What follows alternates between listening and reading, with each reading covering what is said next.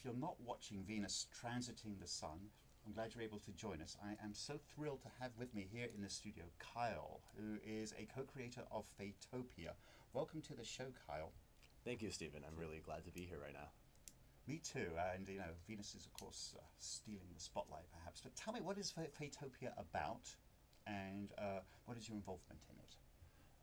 Well, I'm one of the many co-creators of Faetopia, but I've been privileged to be kind of one of the central coordinators. Faetopia is a week-long pop-up queer arts community ecology theater center.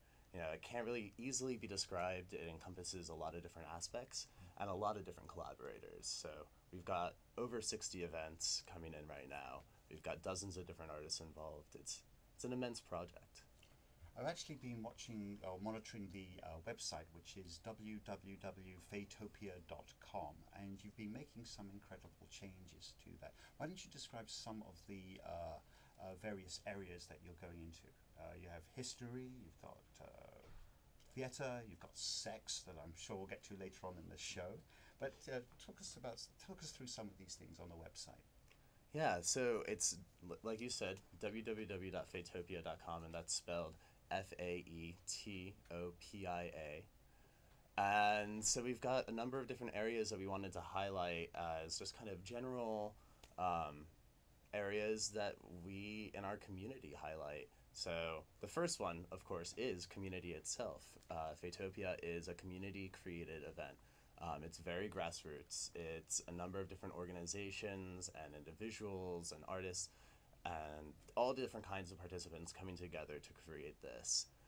And we have a number of aspects of the festival that are intended to be community building so that these relationships actually develop during this entire process and we can continue to create even greater things as we head forward.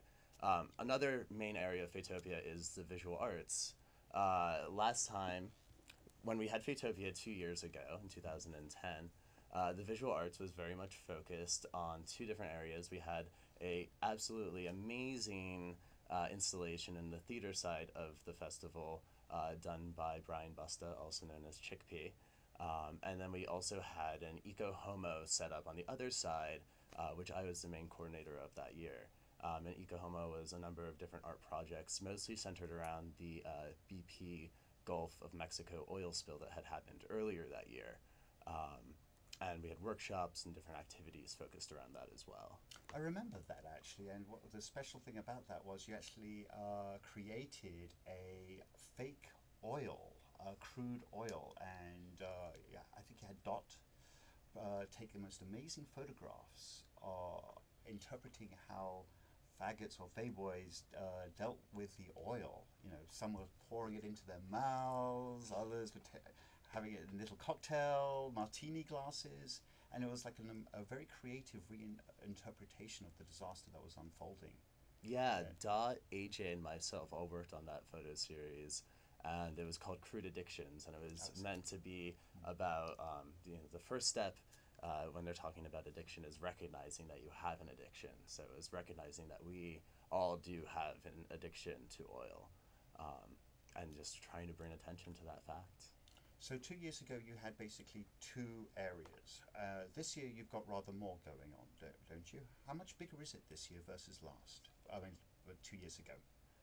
I don't know if it's possible to really quantify exactly how much it's grown. I mean, 2 years ago we had probably a handful of different visual artists and theatrical performers, and we had one theater show and we had a few different community-created cinemas, and it was really an amazing event. It created a lot of positive energy for our community that generated much more even afterwards. That year, we only had 3 weeks to plan it. This year, we actually had 6 weeks to plan it. So you had a little bit more time. Double the amount of time, which has enabled us to really put in more than double the amount of programming. We've got literally dozens of artists coming in to exhibit their work.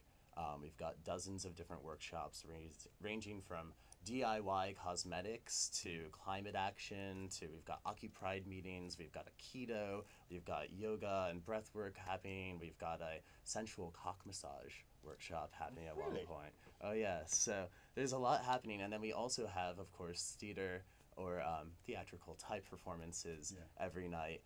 And then we have Cuddle Cinema almost every night. So they're really, it's expanded a lot in terms of programming. So when is this actually going on? What are the dates of Faetopia and where is it? Right, that's a bit of an important part. So Fatopia is going to be happening Friday, June 15th to Friday, June 22nd. And it happens at the Noe Market Complex, which is right next to Cafe Floor at 2286 Market Street. And right now, I want to take a moment to call out and give thanks to Cafe Floor. J.D. Petras, who's the owner there, was absolutely vital in organizing this all and getting us access to the space. And also to a big thank you to the owner of the building, Kent Jeffrey, who, without his approval and his permission to go ahead with this, none of it would be possible. And this is the Old Tower Records space? Yes, it's the upstairs space, the Old Tower Records. That's great. What I'd like to do is I'm going to put up some slides and tell us, because this is some of the features that you will actually be showing for Faetopia. Right. And the first thing that is this rather fetching cover, which is from a book, The Faggots and Their Friends Between Revolutions. Tell us a little bit more about that and how does that feature in Faetopia? Well, Faggots and Their Friends Between Revolutions has really been a pet project of mine and several of the other Fae boys for the last year now. It's a book written in 1977. I actually have a copy of it here right now. And it's absolutely brilliant. If there was one piece of text I would say is canon to radical fairies, it would be this book. And this year at Fatopia, one of my main art projects personally is that I'm setting up a community recording booth. The idea is that we're going to have a copy of Faggots and Their Friends available, and we're going to have recording equipment set up, and all throughout the week of Fatopia, people can come in and record their favorite passages, or just random passages, of Faggots and Their Friends Between Revolutions. And then at the end of Fatopia, we'll actually be putting together an audiobook, so it'll be, hopefully hundreds of different voices reading this really amazing text. That sounds absolutely incredible. Now, you've actually got something that you can read out for us right now, I believe. Yeah, So why don't you go ahead and do that? I would love to. So within this book, let me preface it by saying that the men are the characterization of mainstream society. They are representative of patriarchal, oppressive society. So, the Faggots act out their fantasies without believing them to be real. The men act out their fantasies always proclaiming that they are real. The Faggots' fantasies create play, dressing up and dressing down. The men's fantasies create responsibilities, going here and doing this. The Faggots' fantasies are about love and sex and solidarity. The men's fantasies are about control and domination and winning. The Faggots move towards the limits of living in the body, for they have known body ecstasy and want to live there with everyone always. The men move towards the limits of living among things, for they have seen great collections and want to live there alone always. So that's just one of the many, many wisdoms that is contained in this book. And in fact, I think that you have another one that's a particular favorite of mine right here on the screen. Yeah. Here we go. A faggot wisdom. There is more to be learned from wearing a dress for a day than there is from wearing a suit for a lifetime. This is a particular favorite of mine. In fact, I have a giant tapestry version of it I just made recently that will be featured at both Faetopia and Fairy Freedom Village. Why does it resonate with you so much? I guess because, I do definitely consider myself a man, but I love wearing skirts. I love bending my gender. I love being able to wear dresses and outrageous drag. And I have had the opportunity to, wear a skirt while I was chainsawing down trees and doing hard physical labor for the community. There's a really special joy in that. That is like a gender-bending, mind-expanding experience in itself. Yeah, it is. It really is. And it says that gender isn't going to be defined or expressed within my clothing, within any one set of behaviors, that gender can really be as fluid as we want it to be. I noticed that this year you're also going to be concentrating on some historical figures as well. Explain a little bit more about that, if you would. because Yeah. they've got something in common, don't they? Yes, they absolutely do, and it was something that we were really excited to learn was that these three historical pioneers all are having or would be having their 100th birthday this year if they were still alive. So they were all born in 1912. The first one that we have who's actually getting recognized by the international community this year is Alan Turing Day. Yeah, you know what? It's about or time, Alan actually. Turing Year. I'm sorry, Yeah, obviously yeah. not Alan Turing Day. Yeah. So it's celebrating his centennial. He was actually born June 23rd, 1986, or 1912. I was born June 23rd, 1986. I try to bring that correlation So there. send Sorry. presents and birthday Right. wishes too. Right. no. But so we're actually planning an action around Alan Turing's birthday on 6/23. It's going to be kind of like an internet call to action around countries that continue to criminalize homosexuality, because Alan Turing, he was considered the father of modern computing. Right. He created the machine that broke the Enigma code and helped end World War II. And then he was arrested for being a gay man and forced to be chemically castrated and committed suicide a couple of years later. Let's be clear. Chemical castration might sound relatively innocuous, but you're injected with large amounts of hormones to the point where your balls essentially shrink and disappear. Your libido is gone. You start developing breasts. Your entire behavior and mindset is altered. I mean, it's devastating.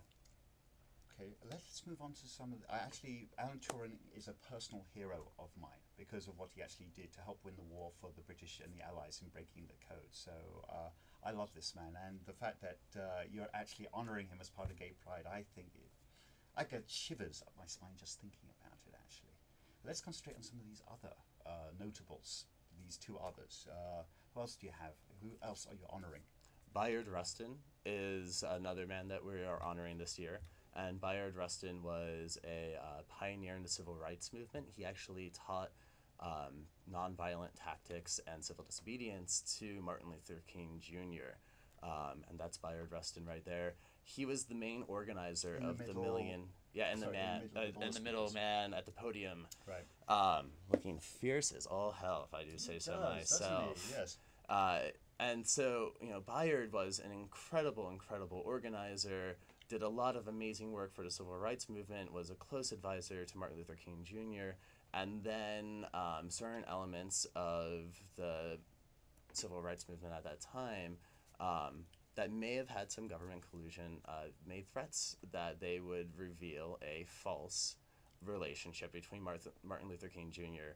and Bayard Rustin, and they forced him out of the mainstay of the civil rights movement. Now, what's interesting is that Bayard was then later re-recruited in to organize the Million Man March and a number of other actions because he was such a brilliant organizer and so amazingly effective that they couldn't keep him shut out from the civil rights movement. They had to let him back in.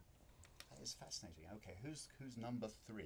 Well, number 3 is Harry Hay, and of course, those of us in the Radical Fairy community are all going to be very familiar with Harry Hay. Harry Hay is the one on the right, on the right-hand side, and then on the left-hand side in this picture is John Burnside, who is one of his life partners, his main life partner. And it is Harry Hay's 100th birthday as well. Harry Hay was the founder of the Mattachine Society. This is a young Harry Hay. Yes, probably from his film years. Oh. And so he started the Mattachine Society in the 50s, and it was the first openly homophile, as it was termed, organization, which means it was openly advocating for the rights of homosexuals. And so Harry would later on, once that Mattachine Society became a little bit too mainstream for his ideals, he would come to form the Radical Fairies, which maybe not necessarily an organization, but more of a movement, a set of spiritual goals and learnings. So that's still progressing to this day and evolving to this day. That's actually, I don't want to put you on the spot, but I'm going to. What are Radical Fairies then? I think you almost defined it right there, but what are Radical Fairies to you? I honestly think that if you got 10 Radical Fairies in the room and you asked them that question, you'd probably get about 30 different responses. That's right. To me, being a radical fairy is about being a radical faggot. It's about radical self-expression. It's about being able to honor my faggot spirituality and that sense of the divine. That to say that myself as a gay man, that being gay is a gift, that there are certain aspects of myself that are unique to being gay, that are a gift to my community. And you're actually bringing some of these gifts to the rest of the community with projects like Faetopia and the Fairy Freedom Village. Explain a little bit more about some of these other topics that you're going to be talking about in Faetopia. Like, for example, you have cinema and you have live theatre. What can we expect to see if we go in of an evening to Faetopia? Absolutely. So every evening is going to be different. Right, it's a trick question. Right, exactly. Okay. So to give you a quick rundown of some of our theater events, we're going to be opening on Friday night. We're going to have an opening reception where a lot of the artists are going to be in. We have an array of talent for that night. It's kind of meant to be a showcase of some cabaret style. We've got Miss Ronnie coming in to sing live for us. We've got the acoustic stylings of Ben Peavy, and we've got artist Malcolm Drake doing the first half of her original album, Shadows and Silhouettes. I love artist Malcolm Drake. He is phenomenal. That's going to be so exciting. Yeah, he's an amazingly talented individual, and I think it's truly special that he has decided to share his original album with us at this Faetopia. And so that's the first part of the evening. And then from 9 to 11, we're actually having the Black Cat Bohemia Bar, piano bar on that Friday night. And we're going to have Shaky Gibson come in with her accompanist, Joe Wecht. And they're going to have a piano bar in the spirit of the Black Cat Bar, which is where Jose Soria got famous doing her different drag numbers. And the Black Cat, was that in North Beach in the 1960s? Does that sound about right? It actually existed, I believe, from the 1912 on, but so it had waves of existence, and it didn't become more queer, more gay until towards the end in the 50s and 60s. Very interesting. Okay, I'm going to open up the lines now. Okay, great. So that if you wish to call in, please feel free and ask Kyle questions. What's going on at Faetopia? What's going on with the Fairy Freedom Village? I hope we'll have time to get onto that, but we've only got about 5 minutes left, actually. Oh, wow. But please call in and say hi, and also, what I would like to do as well is, I'm having an awkward moment here, please forgive me. Talk us through some of these slides that we brought up. Absolutely. All right, so this is actually Aliens Cut My Hair from last year. Saturday night, Veda DeVoe, featured on the right, is going to be doing the Maniacal Menagerie. It's going to be a circus themed evening of performance.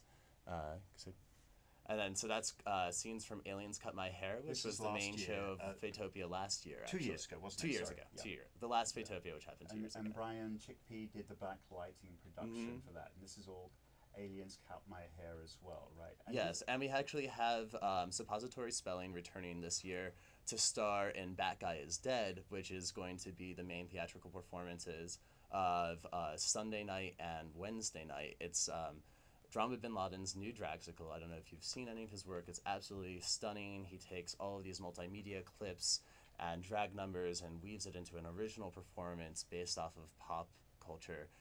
I'm really excited. Bad Guy Is Dead imagines the Gotham villains after Batman is dead. What do they do? So that is another one of our main performances. So is this happening over a couple of nights, or is it? That's Sunday night and Wednesday night. So Sunday is going to be the premiere, and then Wednesday, the finale. Great. So that's the music, the dragsicle. That's the dragsicle. Right. Yes, and then so this is actually a shot from Ian McKinnon's Gay Historgy. Which is also coming up this year as well. Right? This is actually our closing night's theatrical performance. I'm really excited. It's going to be premiering here in San Francisco. Ian McKinnon is LA based, and it's a sexual romp through history, talking about all sorts of gay icons, and I'm not really quite sure to expect, but everything about it sounds exciting to me. Is this also part of the same show? Or that's Ian right there with the Gay Historgy. I see. It's going to be hot. Going to teach us a lesson right there. Yeah, I believe the specific words he used were hot histographic romp. So. And who is this? That's Veda. Veda DeVoe, who is heavily involved with both Faetopia and Fairy Freedom Village. She's doing a lot of the art with Faetopia through Bacchus Flowers, her new flower company. And then, of course, her persona, Dr. Bordello, is going to be leading the Maniacal Menagerie on Saturday night. That's our theatrical performance. And she'll be heading up a secondary stage at Fairy Freedom Village. And there she is again, all fishnet stockings and sex appeal. And so this is let's actually... move on to the art. Yeah, so this is some of the art. We're going to have a lot of visual art at Faetopia. And that particular piece I was just shown right there is one of Bob Burnside's. He does public art in the Castro. They are usually wind-powered mobiles, or this iteration at least. And I'm really excited that he's going to be creating some new pieces to show at both Faetopia and Fairy Freedom Village. And actually both he and Veda were recipients of the Fayboy Arts Grants for a Queer Tomorrow, which was a program that we as the Fayboy Collective launched 6 months ago to provide arts grants for Fairy Freedom Village projects. It's happened to coincide very nicely that we get to feature some of those projects at Faetopia as well.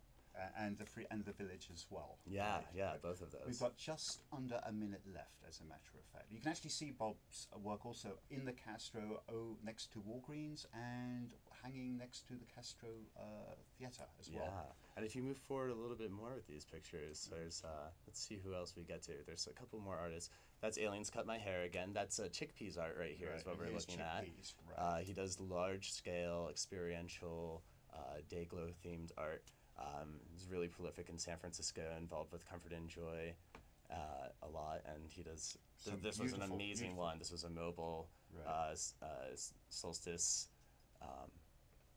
Right. I don't even know what to say. It took up the entire room. It must have been 15 feet wide. It was incredible. We've only got 5 seconds left. Thank you so much. We have the information on the screen, and it's going to be an amazing show, an amazing event. Enjoy. Thanks so much, Stephen. I'm looking forward to